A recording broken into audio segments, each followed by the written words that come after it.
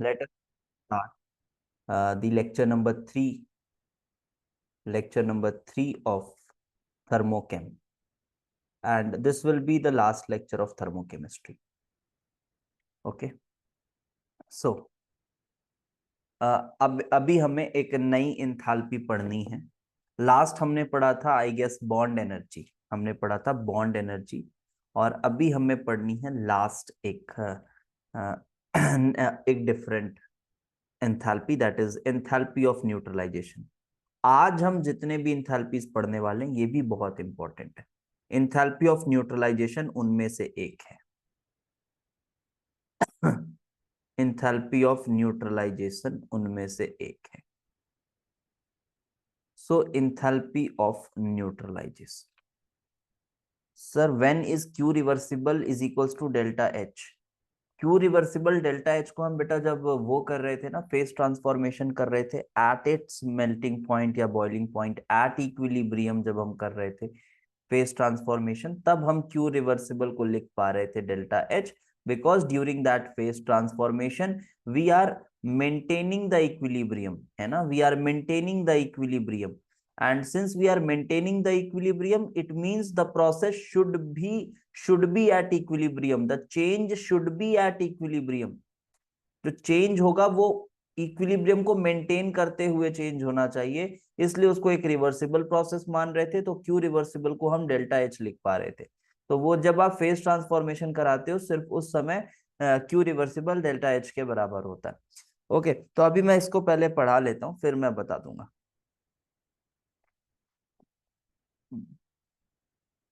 नहीं, रिवर्सिबल होना जरूरी है ना, नहीं रिवर्सिबल होना जरूरी इसलिए है क्योंकि वो डेल्टा एस को लिखना चाह रहे हैं।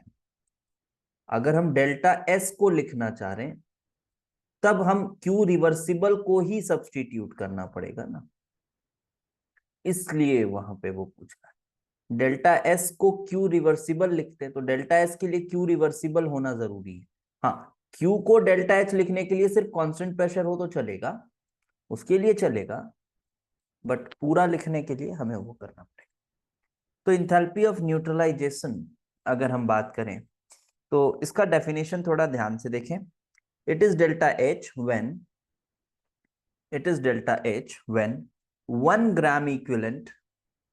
1 gram equivalent of acid is neutralized with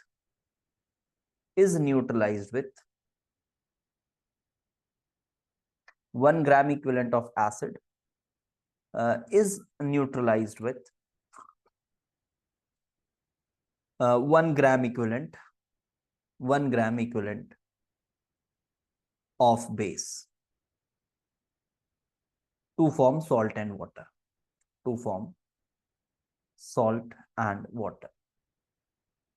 ठीक है। तो ऑब्वियसली जो एंथैल्पी ऑफ न्यूट्रलाइजेशन है ये हमेशा एक एक्सोथर्मिक प्रोसेस होगा, ये हमेशा एक एक्सोथर्मिक प्रोसेस होगा, ठीक है, this will be exothermic for sure, ये हमेशा एक एक्सोथर्मिक प्रोसेस होगा। अब यहां पर मैंने 1 ग्राम इक्विवेलेंट लिखा है ना, 1 मोल नहीं लिखा है, इस बात को आप समझिए। 1 ग्राम इक्विवेलेंट लिखा है, 1 मोल नहीं लिखा है। क्या होता है कि जब H प्लस और OH माइनस कंबाइन होते हैं, जब H प्लस और OH माइनस कंबाइन होते हैं और जब ये दोनों एक एक मोल होते हैं, ये भी एक मोल और ये भी एक मोल, जब ये दोनों एक एक मोल होते हैं तब तब जो एनर्जी रिलीज होती है, तब जो, क्योंकि रिलीज ही होगी ना बिकॉज दे आर कंबाइनिंग, एक तरह का अट्रैक्शन है, तब जो एनर्जी रिलीज होती है that is highest and it is -13.7 kilo calories पर ग्राम इक्विवेलेंट, कुछ इस तरह से। पर मोल भी लिखो, यहां एक ही बात है, -13.7 कैलोरीज, ये कुछ वैल्यू है। अब आप इसको जूल में कन्वर्ट करना चाहते हो तो लगभग 4 जूल होता है, 4 किलो जूल होता है ना एक कैलोरी में, 4 जूल सॉरी, एक कैलोरी इज रफली 4.18 जूल्स के आसपास होती है value. So you will get it as -57.3 kilojoules per gram equivalent. This you will get, okay, this you will get delta H. तो अभी यहां पर 1 मोल और ये 1 मोल हुआ, और यहां पर आप वाटर बनाए और आपका ये जो है मैक्सिमम इतनी एनर्जी रिलीज हो गई। तो कोई भी स्ट्रॉन्ग एसिड और बेस का पेयर अगर आप लेते हो, for any strong acid base pair, for any strong acid strong base pair, कोई भी स्ट्रॉन्ग एसिड स्ट्रॉन्ग बेस का अगर आप पेयर लेते हो, तब जो एनर्जी रिलीज होगी वो हमेशा कितनी होगी, डेल्टा एच न्यूट्रलाइजेशन हमेशा कितना होगा, -13.7 किलो कैलोरीज पर ग्राम इक्विवेलेंट, इतना ही होगा। ठीक है। अभी देखो हमने बेटा यहाँ पर 1 ग्राम इक्विवेलेंट क्यों लिखा है, 1 मोल इसलिए नहीं लिखा है क्योंकि अगर पॉलीप्रोटिक एसिड है तब वो ज्यादा H+ देगा, है ना, ज्यादा H+ देगा। कुछ इस तरह से सपोज करो आप ले रहे हो, मान लो H2SO4 और आप ले रहे हो कैल्शियम हाइड्रोक्साइड, मान के चलो कि ये दोनों ही कंप्लीटली डिसोसिएट होते हैं। अगर कंप्लीटली डिसोसिएट होते हैं तो आप इसका अगर 1 मोल ले रहे हो, इसका भी आप अगर 1 मोल ले रहे हो, तो एक्चुअली में जो डेल्टा H बनेगा ना, डेल्टा H न्यूट्रलाइजेशन बनेगा, वो एक्चुअली में कितना हो जाएगा बेटा, 2 times of -13.7 kilo calories, 2 times हो जाएगा, ये 2 टाइम्स हो जाएगा। क्यों?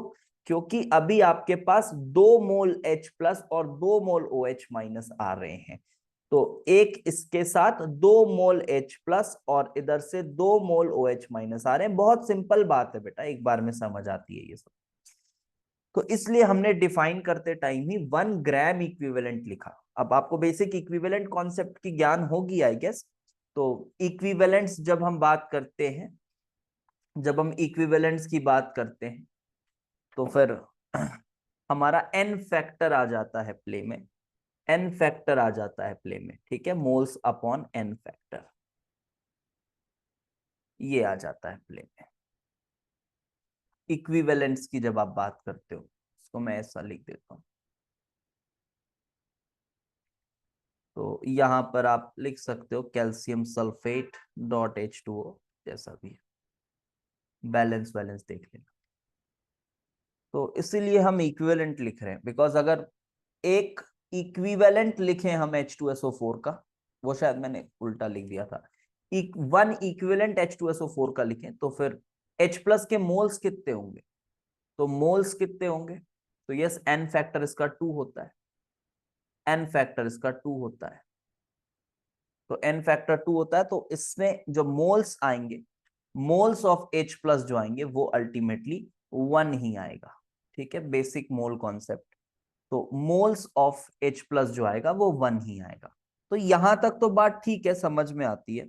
But when we talk about weak acid, suppose एक वीक एसिड लें और एक स्ट्रॉन्ग बेस लें, तो अभी जो हमारा इंथैल्पी ऑफ न्यूट्रलाइजेशन है वो क्या होगा, वो ज्यादा होगा या कम होगा, तो वो देख सकते हैं।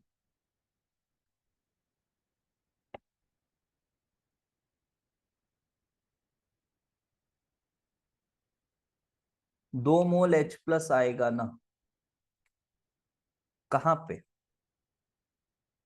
नहीं तुमने एक इक्विवेलेंट ले लिया है ना बेटा इधर, तो एक इक्विवेलेंट लिया है तो n फैक्टर इसका 2 है, तो H+ के मोल्स तो एक ही हो जाएंगे ना, हाँ एक ही रहेगा। ठीक है, weak acid and strong base की बात करें, तो सपोज करो बेटा Ha तुम्हारा वीक एसिड है एंड तुम्हारा स्ट्रॉन्ग बेस NaOH है, तुम्हारा स्ट्रॉन्ग बेस NaOH है।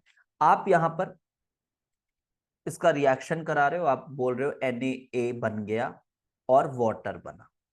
ये Na के बनने से कुछ नहीं हुआ है ना, ये बात समझ लो। Na के बनने से कुछ नहीं हुआ है, Na कुछ नहीं है, कुछ नहीं बना है वहां पर, क्योंकि Ha तुम्हारा एसिड था, H+A- अलग पड़ा हुआ था, NaOH तुम्हारा बेस था, Na+OH- अलग पड़ा हुआ था। ये लोग अभी भी अलग पड़े हुए हैं, ये लोग अभी भी अलग पड़े हुए हैं, ये कुछ बना नहीं है, बट ये दोनों कंबाइन होके वाटर बना रहे हैं। तो जो भी एनर्जी एक्सचेंज हो रहा है, it is because of the formation of water, and therefore we do not consider these spectators ions, these spectator ions are not considered here. तो सिंपली आप वाटर बना रहे हो बेटा, तो अभी जब ये वीक एसिड है तो वी नीड कि ये कंप्लीट रिएक्शन हो, मतलब ये जो एसिड होना चाहिए और जो बेस होना चाहिए ना, ये 1 gram equivalent H plus 1 gram equivalent OH minus completely आना चाहिए। तो देखो अगर मैं इसकी बात करूं तो ये 1 मोल OH माइनस तो दे देगा, 1 मोल OH माइनस तो दे देगा, डिफाइंड ही कुछ इस तरह से। लेकिन ये जो है, क्या ये 1 मोल H प्लस देगा, 1 मोल H प्लस देगा? तो बात आती है नहीं देगा, ये 1 मोल H प्लस नहीं देगा। तो अगर ये 1 मोल H प्लस नहीं देगा तो हमें यहां पर भी एक एंडोथर्मिक प्रोसेस कराना पड़ रहा है, यहां पर भी एक एंडोथर्मिक स्टेप हो गया। So this is an endothermic step. तो ये जो एंडोथर्मिक स्टेप है, this step is known as delta H ionisation of acid. इसको आयोनाइजेशन कह देते हैं एसिड का। This is delta H ionisation of acid. So suppose अगर मैं ये रिएक्शन को सामने देखूं तो this is delta H neutralisation, delta H neutralisation. Sir why endothermic to form 1 mole? Because बेटा HA की टेंडेंसी कंप्लीटली डिसोसिएट होने वाली नहीं है, एंड आप क्या कर रहे हो, उसको एनर्जी देकर डिसोसिएट कर रहे हो H प्लस और A माइनस में, बिकॉज वो तो वीक एसिड है ना, वीक एसिड है, ऐसे सोचो। तो आपने यहां पे ये लिया, तो इन्होंने बनाया इधर ऐसा। तो अभी आप यहां पर अगर देखो बेटा, तो ये तो 1 मोल H प्लस 1 मोल OH माइनस, ये तो मजेदार -13.7 किलो कैलोरीज वाली एनर्जी है। और यहां से यहां तक ये कैसा, क्या एनर्जी लिया है? नो एनर्जी एक्सचेंज, यहां पे कुछ नहीं हुआ है। इधर डेल्टा H जीरो भी बोल सकता हूं मैं इसका डेल्टा H जीरो भी बोल सकता हूं, इसका डेल्टा H जीरो भी है। तो जब मैं इंथैल्पी ऑफ न्यूट्रलाइजेशन लिख रहा हूं तो ये मुझे मिलेगा -13.7 प्लस ये एंडोथर्मिक स्टेप, प्लस ये endothermic step, that is delta H ionisation of acid. Ionization, अभी एसिड वीक था तो एसिड के लिए लिख दी। तो ये चीज समझ में आ रही है कि ये जो मैग्नीट्यूड में बात करें ना, तो this delta H neutralization, this delta H neutralization magnitude में बात करूं अगर, तो will always be less than 13.7।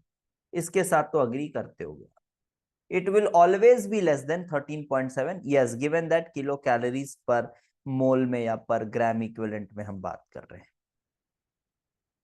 तो इस तरह से आपको समझना है, ये हमेशा कम होगा। क्यों कम हुआ? क्योंकि ये एक पॉजिटिव एनर्जी इधर आ गई, इधर एक पॉजिटिव एनर्जी आ गई। In case of both weak acids and bases, वो अंडरस्टूड है, बहुत क्लियरली अंडरस्टूड है। अगर वीक एसिड और वीक बेस होगा, क्लियरली अंडरस्टूड है बेटा कि HA और BOH, हम न्यूट्रलाइजेशन रिएक्शन लिख रहे हैं तो 1 मोल वाटर बनाना जरूरी है। तो 1 मोल वाटर हमने बनाया, 1 मोल वाटर हमने बनाया, एंड देन इधर लिखा BA का कोई काम नहीं है, कुछ बन नहीं रहा है, वो जैसा आयन था पड़ा हुआ वैसा ही अभी भी पड़ा हुआ है, कुछ बना नहीं है नया। ये बात समझना होगा आपको। Sir what if delta H ionization greater than 13.7? होता नहीं है उतना ज्यादा कभी, ठीक है, होता नहीं है, बट हाइपोथेटिकली अगर बोला अगर कि वो है उससे बड़ा, तब फिर डेल्टा H न्यूट्रलाइजेशन आप बोल सकते हो एंडोथर्मिक हो जाएगा, बट वो हाइपोथेटिकल है, इतनी बड़ी वैल्यू डेल्टा H आयोनाइजेशन की नहीं होती है। लेकिन अगर मान लो ऐसा हाइपोथेटिकल क्वेश्चन बना के दे दिया कि suppose this acid needs this much energy for complete ionization, तो बात अलग है, बट नहीं होता रियली में ऐसा, ठीक है। तो HA plus BOH forms this. तो अब यहां पर बेटा ये भी वीक है, तो इसे भी हमें H प्लस और A माइनस में तोड़ने के लिए डेल्टा H आयोनाइजेशन लगेगा एसिड का। अब इधर भी वो लगेगा B प्लस और OH माइनस में तोड़ने के लिए, यहां भी लगेगा। और फिर Ba तो चलो कोई काम का नहीं है, और ये लोग मिलकर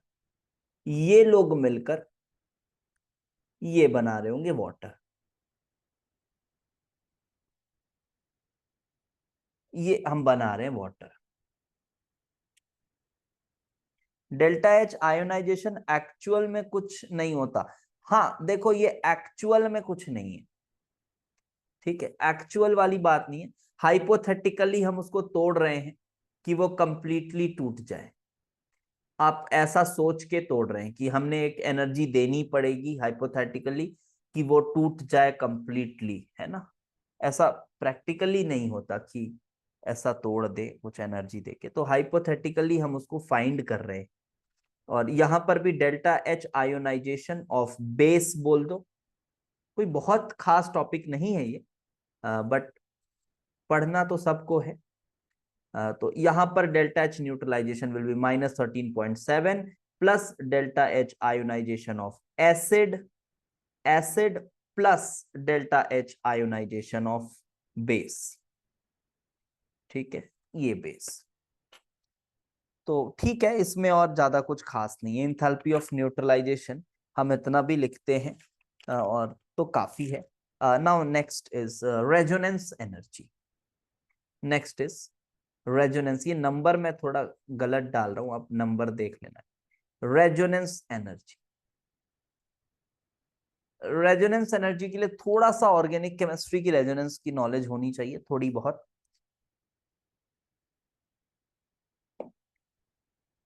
क्या है रेजोनेंस एनर्जी, देखिए सिंपली अगर मैं बताऊं, अभी मैं बहुत ऑर्गेनिक में नहीं घुसूंगा इसमें, बिकॉज अभी फिजिकल केमिस्ट्री के हिसाब से देखते हैं रेजोनेंस एनर्जी को। पहले तो डिफाइन करते हैं हम इसको, इसमें थोड़ा कंफ्यूजन रहता है बच्चों को, इसको धीरे धीरे बताता हूं, ठीक है। तो रेजोनेंस एनर्जी क्या है? It is the delta H when 1 mole of most stable resonating structure of a compound is converted into resonance hybrid,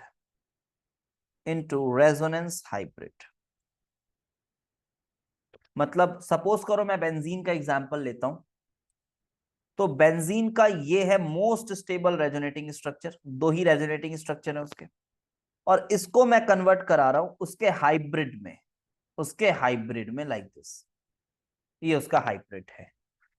तो इस प्रोसेस में जो एनर्जी एक्सचेंज हुई है उसको मैं कह रहा हूं रेजोनेंस एनर्जी, अच्छा मुझे ये बताओ, ये रेजोनेंस एनर्जी पॉजिटिव होगी कि नेगेटिव होगी? इसको इसमें कन्वर्ट की, जल्दी से बता दो।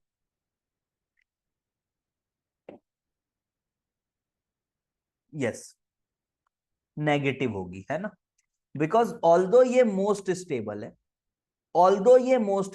है, बट हाइब्रिड तो इससे भी ज्यादा स्टेबल होता है ना, तो डेल्टा एच, अब ये सब के बारे में, resonating structure is more stable,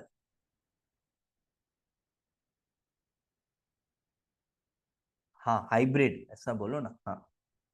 तो resonance energy negative because you are converting a stable resonating structure to a to a more stable resonance hybrid। अब यहां पर आप ये समझिए कि ये वाला जो स्ट्रक्चर है, ये जो हमने बनाया, ये हाइपोथेटिकल है पूरी तरह से, इसका रियल एग्जिस्टेंस नहीं है। बट ये जो आपके पास बेंजीन है, this is real benzene, this is real. मतलब अगर आपके पास ऐसा कंटेनर में बेंजीन रखा हुआ है लिक्विड, तो आपको वो बेंजीन का स्ट्रक्चर कैसे इमेजिन करना है? ऐसे इमेजिन करना है, ना कि ऐसे। This is not the benzene that you have actually taken, this is the benzene. ये रेजोनेंस का कॉन्सेप्ट है। कुछ बच्चे पूछ रहे हैं सर रेजोनेंस कैसे होता है, तो बेटा शायद आपने नहीं पढ़ी है, आप रेजोनेंस पढ़ें तो थोड़ा समझ आएगा। अभी रेजोनेंस यहाँ पे नहीं पढ़ाएंगे, ठीक है ना, आप थोड़ा रेजोनेंस देखें फिर इसको देखिएगा तो समझ में आ जाएगा, तब आपको समझ में आएगा।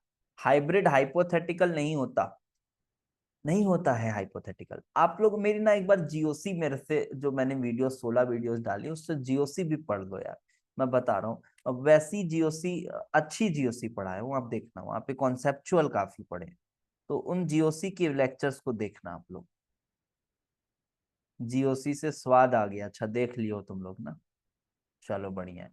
तो बेटा देखो, हाइब्रिड जो है ना, it is actually how we should imagine a molecule. Okay, so वो रियलिस्टिक अप्रोच दे रहा है, तो हाइब्रिड को आप रियल मानिए। हाइब्रिड रियल होता है, बिल्कुल हाइब्रिड रियल होता है। हाइब्रिड हाइपोथेटिकल नहीं है, हाइब्रिड रियल है।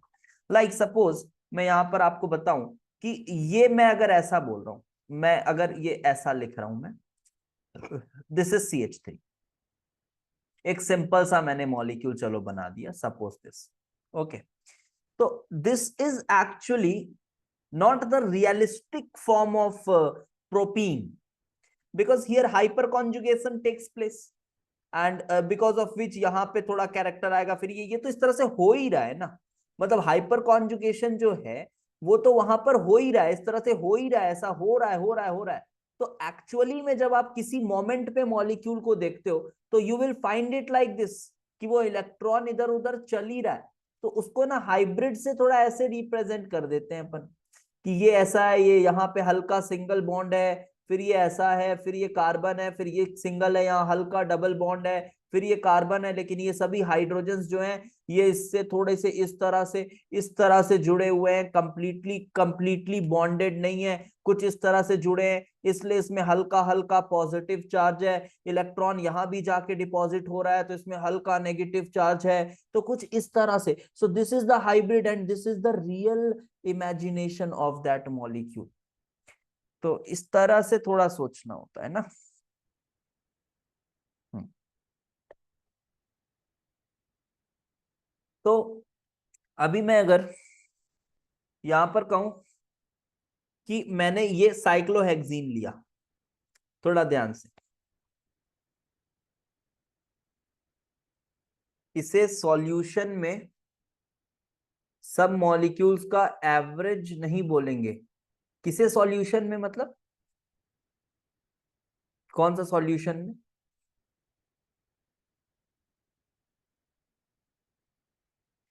प्रोपीन।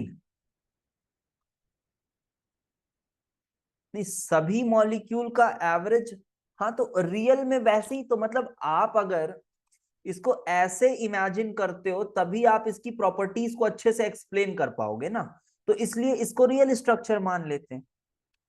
हाँ एवरेज हो चाहे जो हो, एवरेज हो या जो हो ठीक है, एवरेज भी है, मानते हैं एवरेज है। अब सिंस ये सभी इक्वली कंट्रीब्यूटिंग नहीं होते हैं हाइपर कॉन्जुगेटिंग स्ट्रक्चर्स और ये जो रियल स्ट्रक्चर है, तो हो सकता है यहाँ पे एक कैरेक्टर एग्जैक्टली डबल बॉन्ड वाला ना हो, थोड़ा सा ज्यादा हो, इसको कैलकुलेट कर पाना अभी पॉसिबल नहीं है। हाँ, बोलने का मतलब है कि जो हाइब्रिड होता है वो रियल मॉलिक्यूल है, वो रियल मॉलिक्यूल है। This is cyclohexene suppose, and cyclohexene with hydrogen, मैंने हाइड्रोजिनेट कराया। साइक्लोहेक्सीन को हाइड्रोजिनेट कराना संभव है, हाँ संभव है।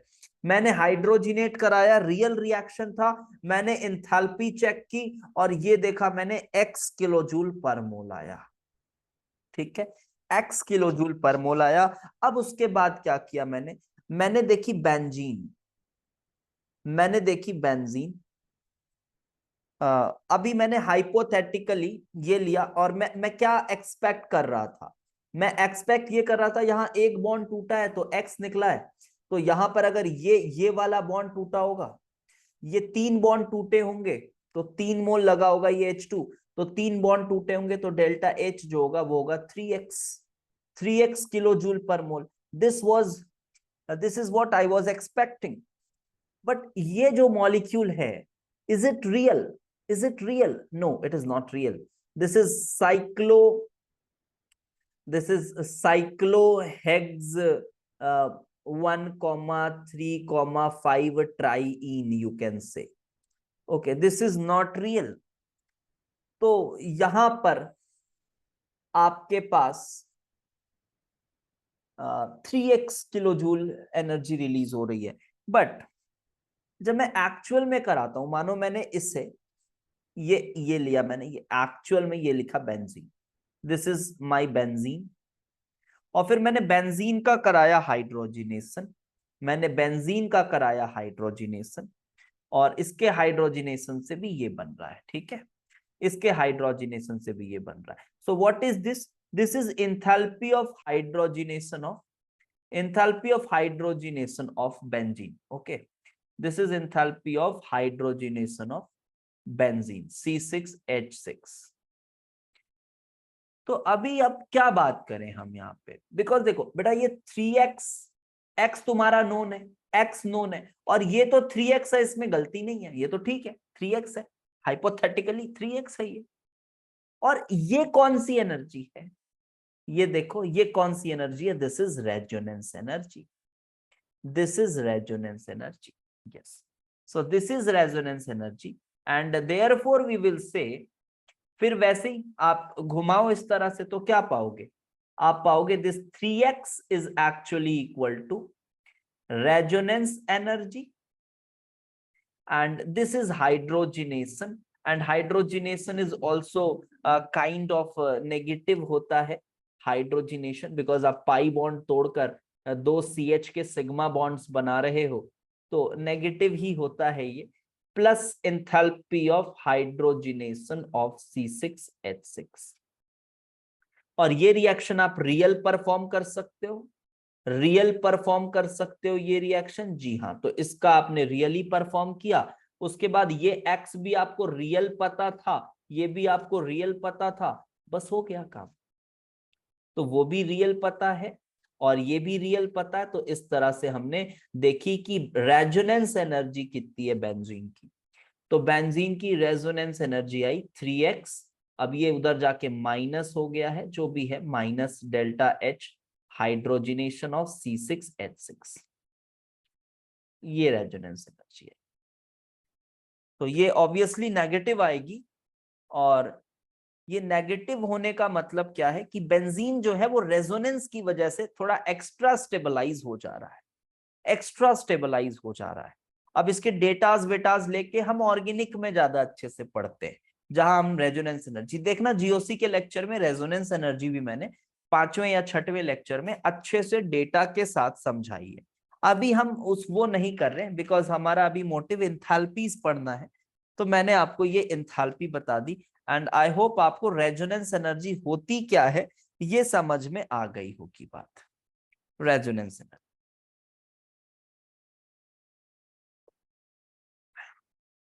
आगे बढ़ते बेटा. Enthalpy of hydration,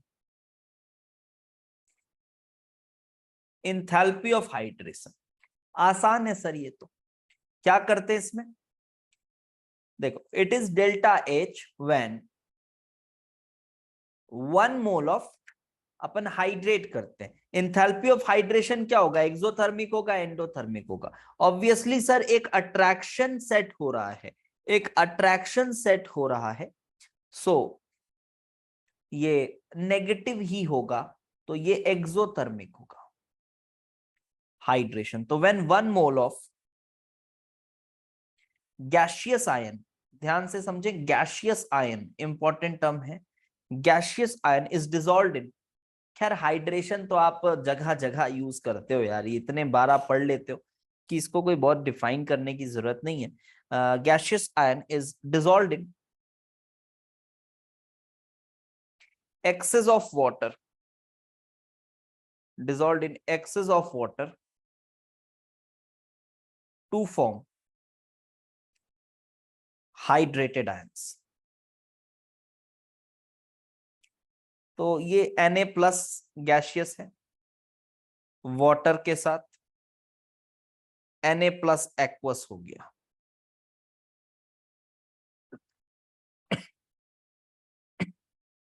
Na plus है, बस यही वाटर का अट्रैक्शन, डेल्टा माइनस, ये वाटर का डेल्टा माइनस। इसी तरह से बहुत सारे वाटर मॉलिक्यूल्स आप इमेजिन कर लीजिए, सबके डेल्टा माइनस से एक अट्रैक्शन सेट हुआ हर तरफ से, और इससे एनर्जी रिलीज हुई, and that is called delta H hydration, which is negative.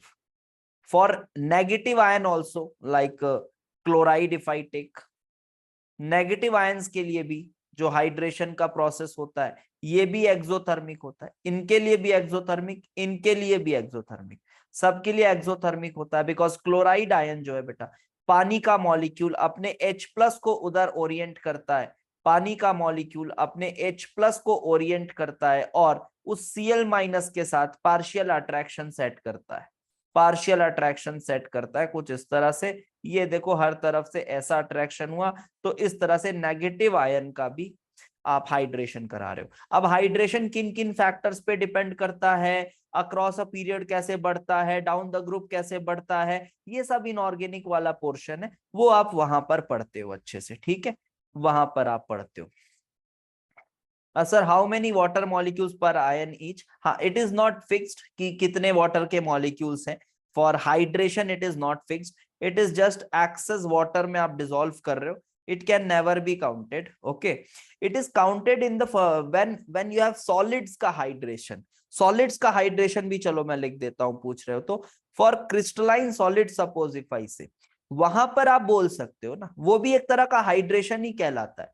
for crystalline solids like you have copper sulphate और वो 5 मॉलिक्यूल्स को लेता है, तो क्रिस्टलाइन सॉलिड्स जैसे ये सॉलिड है, आपने पानी डाली है and 5 water molecules liquid and it will be CuSO4.5H2O, ये सॉलिड। तो यहां पर भी आप इसको हाइड्रेशन ही बोलेंगे, यहां पर भी आप इसको हाइड्रेशन ही बोलेंगे, delta H hydration, and it will be negative. But यहां पर वाटर के कितने मॉलिक्यूल्स लगे हुए हैं ये बता पाना संभव नहीं है, ये बता पाना संभव नहीं है। So this is enthalpy of hydration and enthalpy of solution. Enthalpy of solution, दोनों में एक छोटा सा फर्क है, इस फर्क पर जेई मेंस वेंस में बहुत क्वेश्चन आते हैं, ठीक है। दोनों में छोटा सा फर्क है।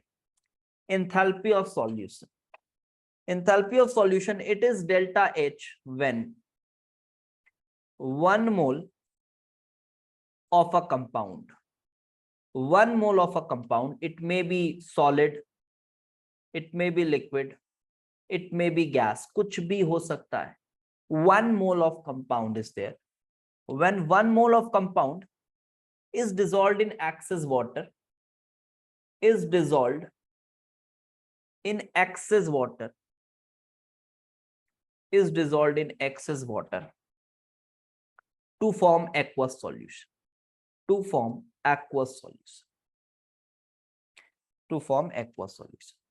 और ये बताओ मेरे को तुम लोगों की इनऑर्गेनिक की तैयारी कैसी चल रही है, 23 वाले बच्चे, इनऑर्गेनिक कैसा चल रहा है, हो गया बढ़िया से कुछ, इनऑर्गेनिक ठीक चल रहा है, ब्लॉक खत्म किए, अच्छा, रिएक्शंस वगैरह कंटेन कर पा रहे हो ठीक से,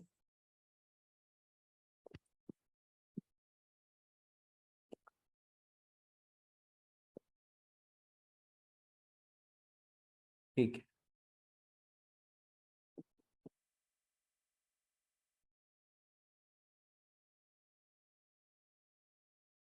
ठीक है, बताते हैं फिर भी इनऑर्गेनिक, वो पार्ट ही है जो लास्ट में थोड़ा परेशान करता है बच्चों को हर साल, क्योंकि फिजिकल केमिस्ट्री ऐसी है ना, साल भर आप पढ़ते हैं ठीक से, तो साल भर पढ़ते हैं तो एक बार कॉन्सेप्ट दिमाग में चला जाता है ना, तो फिर परेशानी नहीं होती उतनी, फिर क्वेश्चन वोश्चन बनाते हो तो समझ में आ जाता है। ये तो कॉन्सेप्ट का गेम, वो थोड़ा सा परेशान करता है, पैनिक भी होते हैं बच्चे उसको लेकर, बताते हैं उसको। एडवांस कुछ आउट ऑफ एनसीईआरटी रिएक्शंस भी पूछ रहा है ब्लॉक से, ऑब्वियसली पूछेगा, वो पूछेगा ही पूछेगा।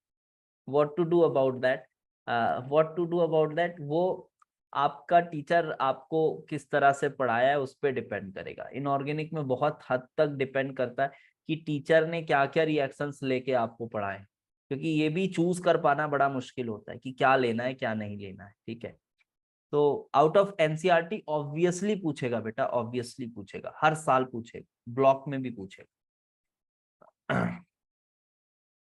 delta H when this is dissolved in excess of water to form aqueous solution, to form aqueous solution। ठीक है, अच्छा, एंड अभी मुझे बताओ इनऑर्गेनिक, हाँ मैं इनऑर्गेनिक मस्त डिजाइन किया हूं, बस अभी क्या ना मैं थोड़ा सा केमिकल आयनिक के लेक्चर्स रिकॉर्ड कर रहा हूँ, अभी आधे रिकॉर्ड हुए।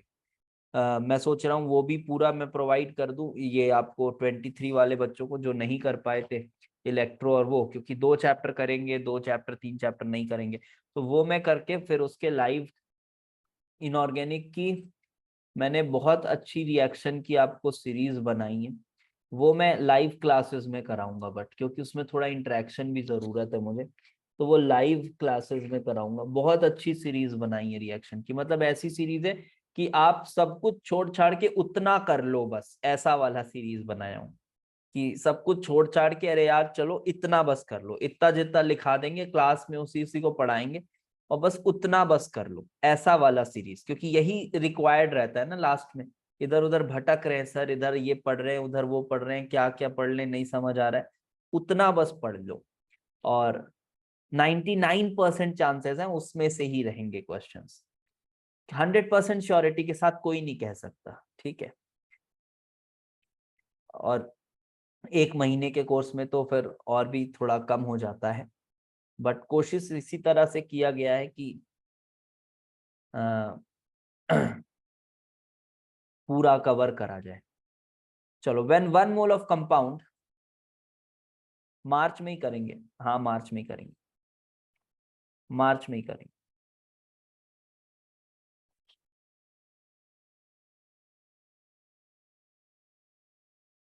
जीके वाली इंफॉर्मेशन रहेगी आई, नहीं बस रिएक्शन वाली बात कराऊंगा यार उसमें।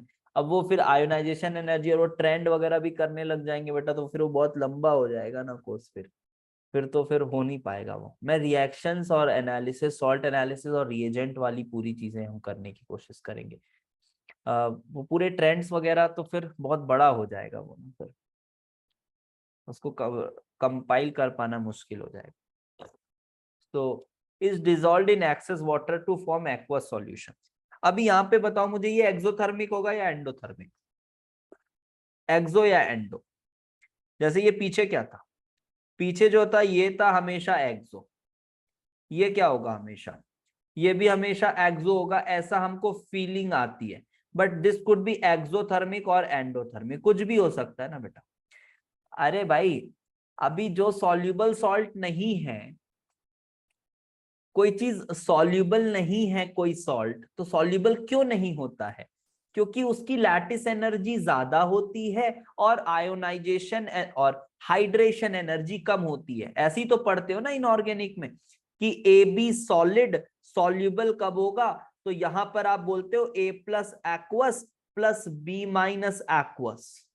तो सॉल्युबिलिटी पढ़ते टाइम आप ये पढ़ते हो, this is called delta H solution. और पहले हमने इसे तोड़ा, पहले हमने इसे तोड़ा किसमें, ए प्लस गैशियस और बी माइनस गैशियस में। जब ये हमने तोड़ा तो हमने इसे क्या कहा बेटा, हमने कहा डेल्टा एच लैटिस, हमने कहा डेल्टा एच लैटिस। और फिर इसकी हाइड्रेशन, इसकी हाइड्रेशन, इन तीनों का सम अगर जो कहेंगे वो है डेल्टा एच सॉल्यूशन। तो this is delta H hydration, this is delta H hydration, delta H hydration. तो इट मे बी एक्सोथर्मिक और एंडोथर्मिक, दोनों में से कुछ भी हो सकता है। अच्छा, अगर ये एंडोथर्मिक हो गया, ये मुझे बताओ, अगर ये एंडोथर्मिक हो गया तो क्या वो सॉल्ट सॉल्युबल होगा या इनसॉल्युबल होगा? क्या होगा?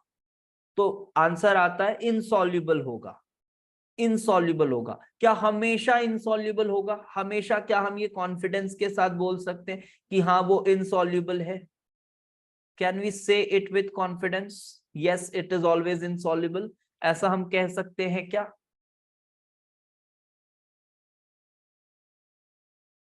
यस, हाँ, हम हमेशा नहीं कह सकते, because again again yes, yes, good, Ved, correct answer, because actually it is not delta H, but in most of the cases delta H works, but in few cases, abhi I am not going to discuss those cases, but delta S वाला factor भी काम करता है, हो सकता है ये positive हो, लेकिन हम थोड़ा सा टेम्परेचर बढ़ाएं तो वो सॉल्युबल हो जाता है।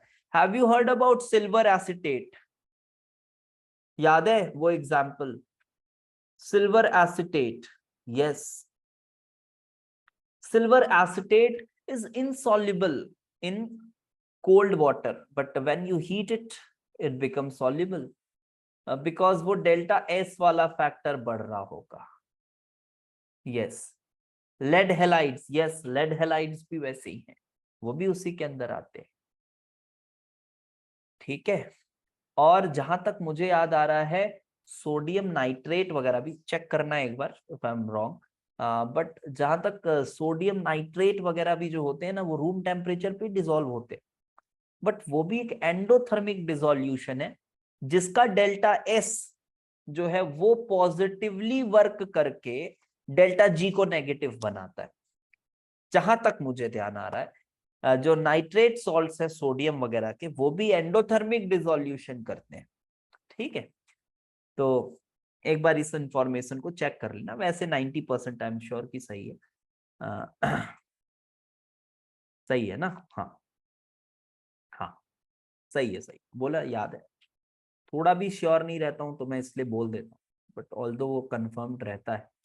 So delta G is delta H minus T delta S. ठीक है, ये बात समझ आ गई। अभी देखो, अभी कुछ मजेदार चीजें आपको मैं बताता हूँ। ठीक है, कुछ मजेदार चीजें मैं बताता हूँ, एक क्वेश्चन के थ्रू बताता हूँ। अभी ये थोड़ा सा स्पेशल मोमेंट आया। ठीक है, चलो, तो अभी तो क्वेश्चन बहुत simple question, simple is simple question, बिल्कुल ठीक है। तो कुछ सिंपल क्वेश्चन लेते हैं और उसके बाद कुछ अच्छी बात करेंगे और चैप्टर को एक अच्छा फिनिश देंगे। एक सिंपल क्वेश्चन ये है मेरे लिए, आपके लिए, that given that lattice energy of NaCl, NaCl की लैटिस एनर्जी सभी स्टैंडर्ड स्टेट्स में लिए गए, मैं लिख नहीं रहा हूं बार बार, it is -787 kilo joule per mole.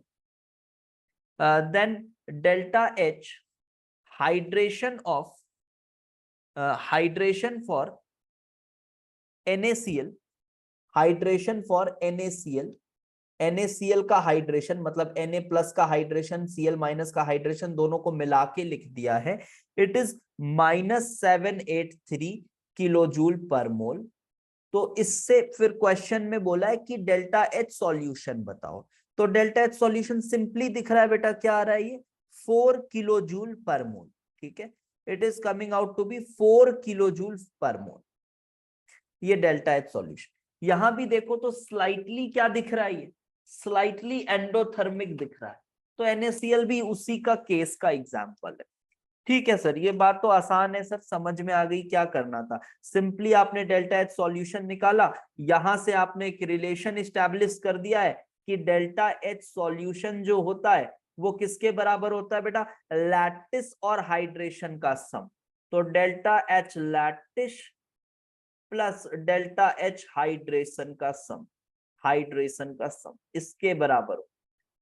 ये तो बता दिया सर आपने, ठीक है, बढ़िया है। But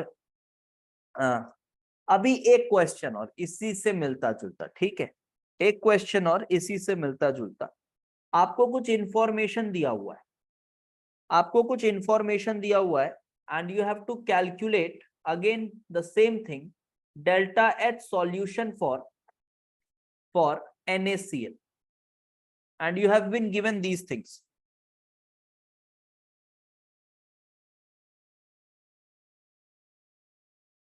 Delta H formation of NaCl solid is -411 kilojoule per mole.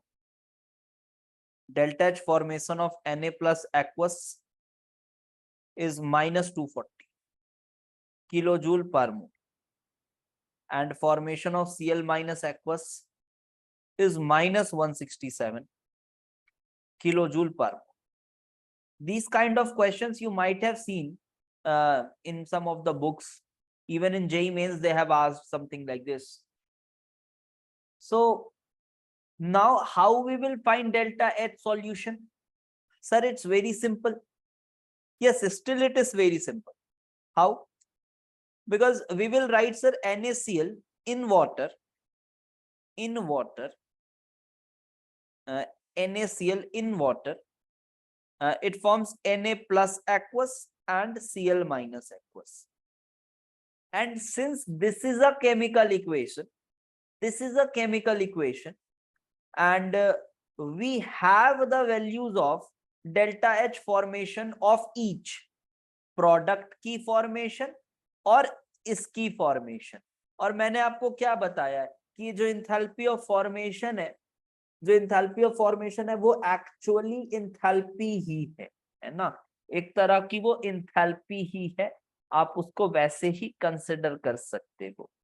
So sir delta H solution will be simply इसकी फॉर्मेशन माइनस इसकी फॉर्मेशन. this तीनों दिया हुआ है. Just you will put those values, वही same summation of enthalpy of formation of product minus summation of enthalpy of formation of reactant, आप ये लिख सकते हो, and then you will get the value as again 4 kilojoule per mole. But sir इसमें क्या खास था? ये तो बहुत सिंपल दो सवाल थे. इसमें खास ये बात है बेटा, खास ये बात है कि इस क्वेश्चन को देखने के बाद ना मेरे मन में एक सवाल आता है, क्या है वो सवाल? वो जो सवाल है मेरे मन में वो ये है, ये जब मैंने भी इस तरह के क्वेश्चंस देखे तो मुझे जब मैं पहली बार जब मैं पढ़ रहा होऊंगा तो मेरे भी मन में ये ख्याल आया कि यार ये बात थोड़ी सी डाइजेस्ट नहीं हुई मेरे को. क्योंकि अगर मुझे लिखना है enthalpy of formation of Na+, मतलब ये जो enthalpy of formation of ions की बात है ना, ये थोड़ा सा समझ के बाहर सी लगती है. बिकॉज सपोज मैंने बेटा आपको कहा enthalpy of formation of H+ लिखना है, तो चलो बाय डेफिनेशन हम लिखने जाएं तो क्या होगा? ये बाय डेफिनेशन अगर हम लिखने जाएं तो how we will write it? Will you be writing it like this कि सर H+ है तो उसका स्टैंडर्ड ले लेंगे, H2 ले लेंगे, H2 से H+ बनेगा, H+ बनेगा, इधर हाफ लगा देंगे, लेकिन फिर भी यहाँ पर एक इलेक्ट्रॉन लगाना पड़ेगा, तो is it right? Is it following exactly the enthalpy of formation of H+? Is it exactly following that? No, नहीं कर रहा है फॉलो. ये तो इलेक्ट्रॉन आ गया यार, क्योंकि as per the definitions you should get the thing of which you are finding the enthalpy of formation. जिसका enthalpy of formation निकाल रहे हो वही बनना चाहिए, बट यहां तो वो नहीं बन रहा, उसके साथ साथ इलेक्ट्रॉन भी लिख रहे हो, आप लिख तो रहे हो ना.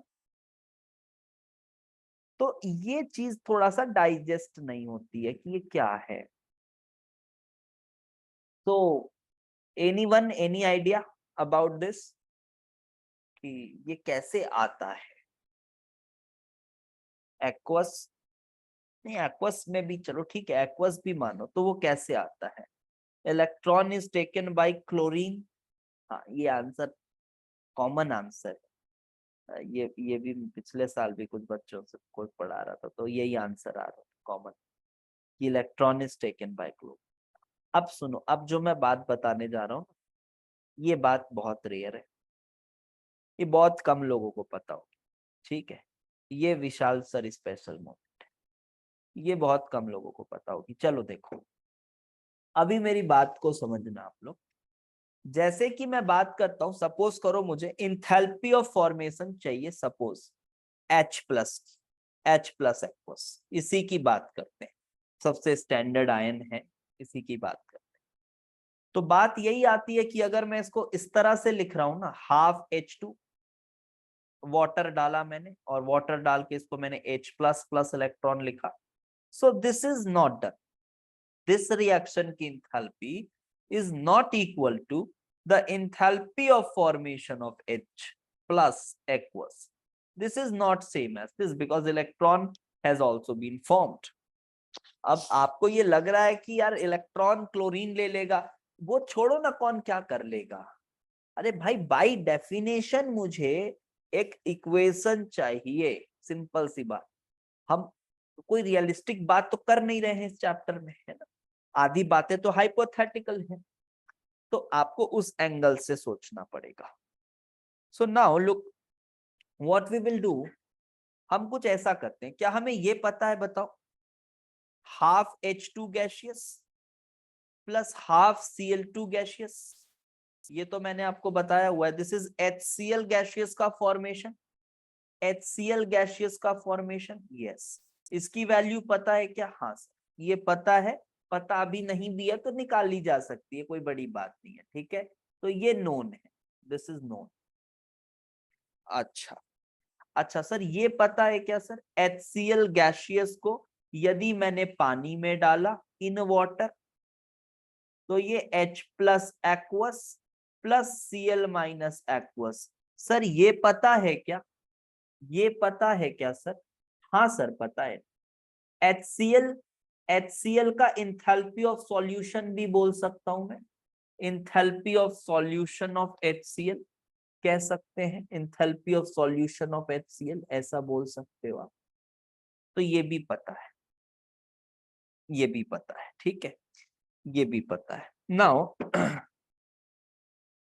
अभी मैं ऐसा चाहता हूं कि ये वाला जो रिएक्शन है इसकी इंथैल्पी किसके बराबर है, फॉर्मेशन ऑफ दिस, अरे यार ये क्या, हाँ किसके बराबर है, formation of this minus formation of this, यही है, हाँ।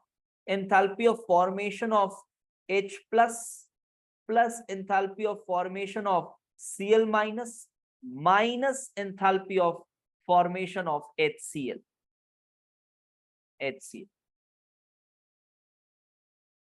ठीक है, ये इसके बराबर है, ये इसके बराबर है। तो अभी ये नोन है, हाँ सर ये नोन है, ये नोन है, हाँ सर ये भी नोन है। क्या इन दोनों में कुछ नोन है, क्या इन दोनों में कुछ नोन है? तो आंसर है सर नहीं, कहां से नोन होगा सर, उसके लिए तो इक्वेशन ही नहीं पता है हमें क्या है, कहां से आएगा ये, इसका तो कोई इक्वेशन ही नहीं पता है। तो सुनिए मेरी बात को, ये एक, हाँ वेद समझ गया, वेद समझ गया, जी हाँ, अब आप केमिस्ट्री के नेचर को समझ चुके हैं। हम यहाँ पे इसको जीरो मानना है, मान लेंगे, इसको जीरो माना जाता है। अब इसमें कुछ लोग ऐसा भी सोच लेते हैं कि वो ई डिग्री से रिलेट करने लग जाते हैं, अच्छा ई डिग्री वहां पे जीरो होती थी तो ये जीरो है, ऐसा कुछ नहीं है मेरे भाई, ई डिग्री से कोई लेना देना नहीं है इसका। यहाँ पे इस तरह का चैलेंज आया हमारे पास, तो हमने यहाँ पर H+ को जीरो मान लिया। अब इसके रिस्पेक्ट में सबकी निकाले जा रहे हैं, इसके रिस्पेक्ट में सबकी निकाले जा रहे हैं कि इसकी इंथैल्पी ऑफ फॉर्मेशन अगर जीरो है तो इसके रिस्पेक्ट में Cl- की कितनी, तो ये अगर आप जीरो मान लोगे तो this can be find out, can be calculated. तो एक्चुअल में आप समझिए कि ये जो क्वेश्चंस में वैल्यू दी हुई रहती है ना, तो ये वैल्यूज के पीछे क्या राज है, assuming enthalpy of formation of H+ to be zero, ये हिडन रहता है और ये पता भी बहुत कम लोगों को रहता है, ठीक है, ये हिडन रहता है, ये पता भी बहुत कम लोगों को रहता है, और आप भी अब उन कम लोगों में शुमार हो चुके हैं। तो इस तरह से होता है, इस तरह से ना, एक बात और मैं बताता हूं, इसी तरह से जो इंथैल्पी ऑफ फॉर्मेशन, इसी तरह से entropy of formation, entropy of formation को भी हम 0 मानते, H प्लस की एंट्रोपी ऑफ फॉर्मेशन को भी 0 मानते। Entropy of formation, entropy, standard entropy change, इस तरह से delta S of H plus aqueous, इसको भी 0 मानते हैं। Delta G of H plus aqueous, इसको भी 0 मानते हैं। यस, तो गिब्स भी 0, बिल्कुल गिब्स भी 0, ये भी 0 रहता है, ये भी 0 होती है, इस सब चीजों को 0 मानते हैं। ये 0, ये भी 0। तो जब आप एब्सोल्यूट एंट्रोपी निकालते हो ना, एब्सोल्यूट एंट्रोपी, सपोज इसी रिएक्शन को लो, इसी रिएक्शन को लो, चलो HCl in water, HCl in water, इसने बनाया H plus gas, H plus aqueous, H plus aqueous plus Cl minus aqueous, इस तरह से बनाया। अब इस प्रोसेस का मुझे डेल्टा एस पता है, मैंने डेल्टा एस इस रिएक्शन की निकाली, तो डेल्टा एस क्या है? Entropy of H plus plus entropy of Cl minus plus entropy of HCl। तो यहां तक तो बात क्लियर है। अच्छा, ये कैसे निकालते हैं बेटा? ये कैसे निकालते हैं? एंट्रोपी ऑफ HCl याद है ना? कैसे निकालते हैं बता दो जल्दी से, कैसे निकालते थे entropy of HCl? Pure crystal मानते हुए, good, using third law of thermodynamics, याद आई बात? Using third law of thermo, हमने इसको वहां डिस्कस किया था। यस, थर्ड लॉ का यूज करते हुए and assuming that the pure crystal, कि HCl is a pure crystalline substance having a entropy of 0 at 0 Kelvin, ये सब assumptions हमने लगाए थे और हमने इसका एंट्रोपी फाइंड किया था at any temperature we can do it. फिर बात आती है, ये भी हमें पता है, ये वैल्यू भी हमें पता है, मान लो ये भी वैल्यू हमें पता है, तो अभी हम क्या करेंगे? अभी ये वैल्यू भी पता है, तो अभी हम क्या करेंगे? हमें ये दोनों चाहिए, तो फिर से यहां पर सिमिलरली आप इसको एज्यूम करोगे 0, एज्यूम करोगे 0, एज्यूम करोगे 0, और इसको फिर आप उस हिसाब से कैलकुलेट करो, फिर इसको आप उस हिसाब से कैलकुलेट करो। तो कभी कभी ना ये देखो, ये जो एब्सोल्यूट एंट्रोपी है ना, ये भी बहुत रेयर चीज है। आप अगर किसी से पूछ लो तो उसको लगेगा अरे यार ये क्या मजाक है। कभी कभी ना ऐसा भी लिखा रहता है, अच्छी अच्छी किताबों में देखोगे तो मिलेगा, हो सकता है एडवांस में कुछ आइडिया लेके वैसा सवाल या स्टेटमेंट बना दे। ऐसा सपोज करो, entropy of A plus is given to be -8 या -3। ये बहुत अजीब नहीं लग रहा सुन के आपको? अगर ऐसा आपको कहीं दिख जाए तो आपको बहुत अजीब लगेगा देखकर। -3 यूनिट्स की एंट्रोपी है, सुनो बहुत ही अजीब नहीं लग रहा? नेगेटिव एंट्रोपी है, तो इसका एक्चुअल मतलब अब समझ में आया क्या? नेगेटिव एंट्रोपी है, नेगेटिव है किसके रिस्पेक्ट में? नेगेटिव है किसके रिस्पेक्ट में? H प्लस के रिस्पेक्ट, H प्लस के रिस्पेक्ट में नेगेटिव।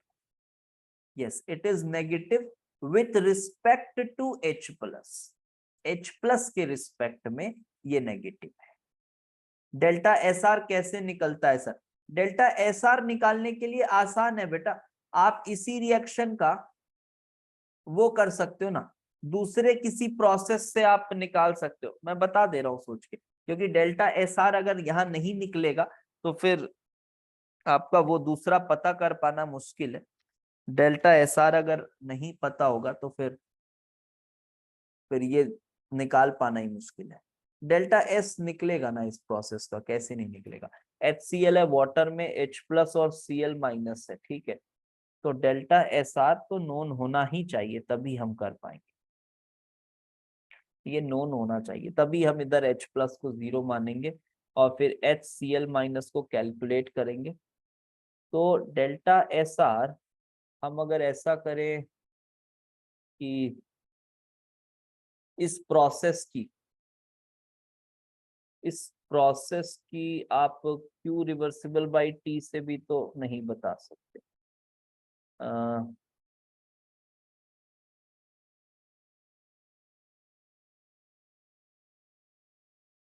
ऐसा कर सकते हैं इसमें ना, हाँ ऐसा हम कर सकते हैं। लुक, अभी स्टैंडर्ड कंडीशंस पे निकाल रहे हैं, तो डेल्टा जी डिग्री को हम, हाँ वेद ठीक बोले हो, अभी तो ठीक बोल रहे हो, डेल्टा जी डिग्री को minus R T L N के इक्विलिब्रियम से निकाल लें, इस प्रोसेस की माइनस आर टी के इक्विलिब्रियम से निकाल लें, और फिर डेल्टा एच तो नोन ही है क्योंकि ये एक्चुअल प्रोसेस है ना, डेल्टा एच डिग्री तो नोन ही है, तो फिर delta G degree is equal to delta H minus T delta S से इसको कैलकुलेट कर लें। ये तो बिल्कुल कैलकुलेटेबल है, तो ये पता नहीं रहेगा ना तो ये फिर कर ही नहीं पाएंगे, तो वो पता होगा, 1 मिनट सोचने में लगता है, वो पता होगा। तो जब भी if there is NaCl in presence of HCl, then to find both entropies,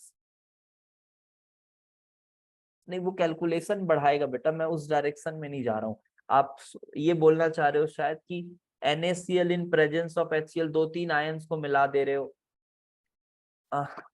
उससे कुछ मतलब नहीं है, वो कैलकुलेशन को बढ़ाएगा। अभी मेन हम कॉन्सेप्ट को सीखना चाह रहे हैं, तो थोड़ा कॉन्सेप्ट को देखें। 2-3 आयंस, 2-3 कंपाउंड्स को मिलाकर फिर वो ऐड वैड करेंगे इधर उधर से, और वो इरेलेवेंट है, कोई मतलब नहीं। मुझे ये बताओ, मैं थोड़ा इधर से भटक जाऊंगा नहीं तो, मुझे ये बताओ कि ये माइनस अगर है तो हम क्या बोलेंगे? इसका मतलब क्या हम ये नहीं बोलें, क्या ये स्टेटमेंट बोलना मेरा ठीक होगा कि those ions which have negative absolute entropies, जिनकी नेगेटिव एब्सोल्यूट एंट्रोपीज हैं, आर मोर ऑर्डर्ड या less random than H plus. ये स्टेटमेंट सही होगा? समझ पा रहे हो? They will be more ordered और less random than H plus. Yes, are more ordered और less random than H plus, ये कुछ ऐसी बात। So these are something about the ions. ये मैंने आयंस के लिए कुछ बताया, और इस तरह से थर्मोकेमिस्ट्री भी हमारी खत्म होती। इन दिस वे हमने थर्मोकेमिस्ट्री भी खत्म किया। So this is the end of thermodynamics as well as thermochemistry. I hope आपको बढ़िया से चीजें समझ आई होंगी और अब कोई भी डाउट नहीं रहा होगा regarding each and every concepts. इधर उधर हर तरफ से अगर आप टटोल के देखो, तो अब आप फिगर आउट करो अगर कोई डाउट रहता है तो, क्योंकि अब हम चैप्टर ये कंप्लीट कर चुके हैं, तो अभी डाउट नहीं होगा, सब चीजें कनेक्ट हो गई होंगी दिमाग में ठीक से।